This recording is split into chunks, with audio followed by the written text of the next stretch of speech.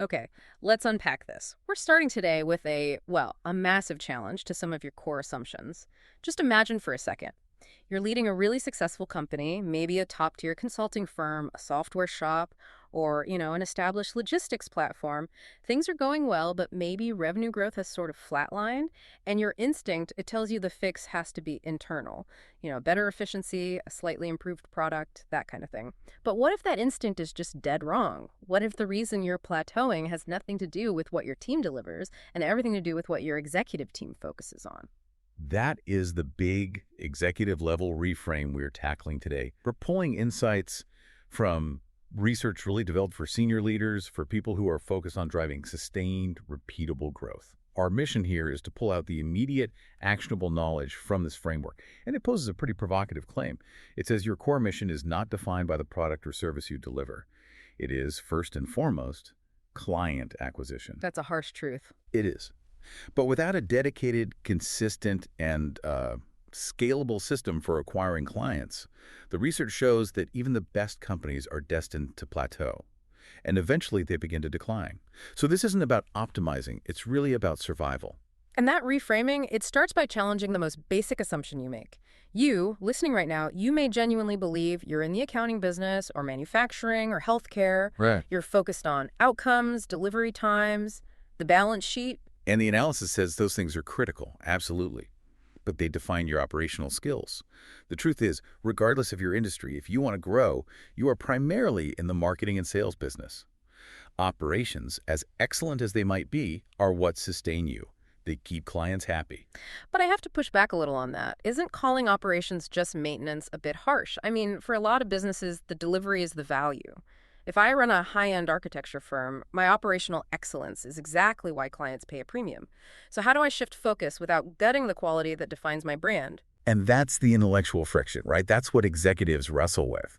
And that's why the shift is so hard. You don't gut quality. You redefine its purpose. Think of it this way. Operations secure the rear guard. They secure retention. But marketing and sales, they are the advance guard. They propel you forward.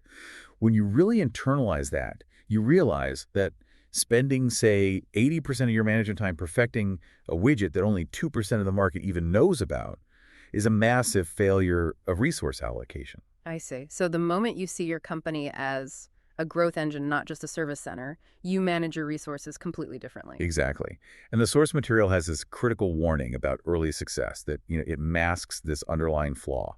Think back to your company's early days. That first burst of growth, it often came from founder energy, a personal network, maybe a few lucky referrals. That's how most successful companies get their start, right? The scrappy founder working 18-hour days, calling in favors. Precisely. But that founder energy is finite. And relying on relationships, well, that's not a system. It's a poor, unsustainable substitute for a repeatable, scalable sales engine. And the research is so clear on this. In today's market, standing still is falling behind.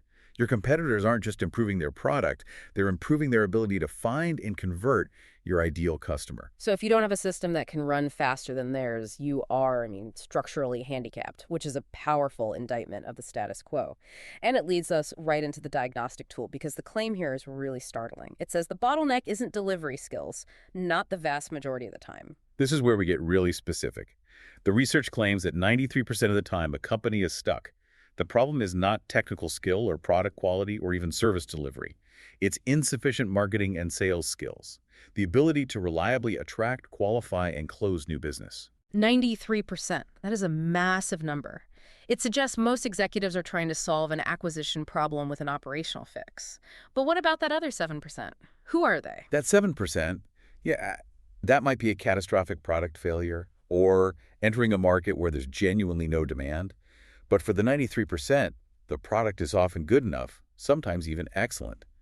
The problem is that the market hasn't given them permission to grow. They haven't manufactured enough demand. Exactly. Yeah. Not enough to create leverage. So to help you, the executive, self-diagnose this, the framework offers two critical questions. And they provide an immediate and pretty unforgiving snapshot of your market power. Okay, let's break those down. The first one is all about pricing power. Correct. You have to ask yourself, how often have you genuinely raised your prices in the past year? And we need to be very precise here. We are not talking about just inflationary adjustments, passing your own costs onto the consumer. That's just reactive maintenance. Right. By genuine leverage, the research means the market will bear a higher price simply because your value has grown or because you have successfully manufactured scarcity in demand. If you are terrified to raise prices because you're afraid you'll lose clients, you have zero leverage. That is a marketing failure. That's a great distinction. If you're stuck in a race to the bottom on price, you're basically proving you haven't articulated a distinct high-value position. Exactly. Price sensitivity is a symptom of poor market differentiation, which is a marketing problem. Now, the second question, this one is the ultimate litmus test for genuine market demand. Okay. The second question is, how often have you turned away customers because you simply had too many? Wow. I mean, that sounds like a dream scenario for most executives who are hitting a plateau. It is a dream scenario, but it is the ultimate indicator of marketing mastery. A company that regularly turns away customers or has a long waiting list is a company where demand just far exceeds its operational supply. In that situation, it grants you ultimate control over pricing, client selection, everything. So if you're listening to this, and your answer to both of those questions, raising prices and turning away business, is rarely or never, then the framework is saying you can definitively stop polishing the product. Your bottleneck is your marketing engine, period. And this becomes a serious drag on the business. That focus on operations, while it comes from a good place, it becomes an anchor. It actively drains management bandwidth. If senior leadership time and attention is constantly being diverted just to fill the pipeline haphazardly, you simply cannot scale. Which brings us to why this shift isn't just a suggestion. It's really framed as a survival mandate. If we accept this mindset shift, it stops being about optimization and starts being about organizational health, maybe even survival. That's why the framework draws on that classic idea of adaptation, quoting Charles Darwin. In the struggle for survival, the fittest win out, because they succeed in adapting themselves best to their environment. In today's business environment, adaptation is marketing. Your ability to find, attract, and convert new clients is what defines fitness. Companies that treat marketing as central thrive. Those that see it as just necessary overhead, they fade away.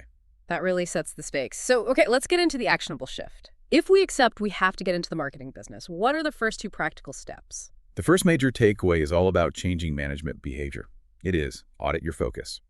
This requires a radical, honest look at where your senior team actually spends their time. Be brutal about it. What takes up most of your day? Is it internal logistics, minor compliance issues, firefighting operational problems, or is it dedicated client acquisition and strategic market positioning? For genuine growth, that balance has to shift. Client acquisition has to become the protected, recognized heartbeat of the organization. Every decision, every hire, every system has to support growth, not just operational stability. I think that's a huge point. It means leadership can't just delegate marketing down the org chart. They have to delegate the operations that are distracting them. So what are some of those common operational things that executives need to systematize or delegate to free up that bandwidth? Oh, think about all the repeatable, non-strategic tasks that land on a CEO's plate. Routine HR issues, low-level financial reconciliation, even repetitive internal project management. These are the things that steal the cognitive space you need for high-stakes acquisition strategy. You systematize or delegate those, and you create the bandwidth you need. And once that bandwidth is free, the framework requires specific investment. Absolutely. The audit should lead directly to two related actions. One, you have to raise the bar on marketing skills. That means hiring true experts, not generalists. And two, you must deliberately invest in sales training, demand generation tech, lead generation frameworks. You need a modern MarTech stack and a skilled team to run it. And that investment leads right to the second key takeaway, which is about making that growth repeatable. You can't live off past successes forever. You cannot. The second actionable shift is to build a pipeline that sustains growth beyond relationships and referrals. This is the moment you move from the emotional comfort of founder energy to a cold, hard, scalable system. Right. A founder relies on a good Rolodex. A scaled organization relies on a defined, ideal customer profile, an ICP, and predictable conversion metrics at every stage of the funnel. It's about building a machine where, if you input X, you reliably get Y output in new client volume. Yeah, and that's the systemic change that breaks the 93% bottleneck. Yeah. You have a solid, predictable marketing engine, then your operational excellence becomes a true competitive advantage because the pipeline keeps replenishing itself. Exactly. So, what does this all mean for the executive trying to drive growth? The core message seems incredibly clear. Operations are necessary maintenance, they secure quality. But marketing and sales, that's the indispensable engine for growth and for survival. Your ability to find, attract, and convert new clients determines everything. And if we take that idea of management bandwidth seriously, this raises the final critical challenge for you, the listener. If standing still means falling behind, what is the single biggest operational component in your business right now? Be it internal reporting, routine HR, whatever it is, that you need to delegate, automate, or systematize immediately to free up the management bandwidth required for strategic client acquisition. And that difficult question, letting go of the old to build the new, that really is the key to unlocking the next level of sales success. To dive deeper into these strategies, to explore specific programs like the Sales Academy, or just to learn more about achieving systematic sales success, we encourage you to visit thesalesexperts.com today. This shift takes courage, but the returns can redefine your company's entire trajectory.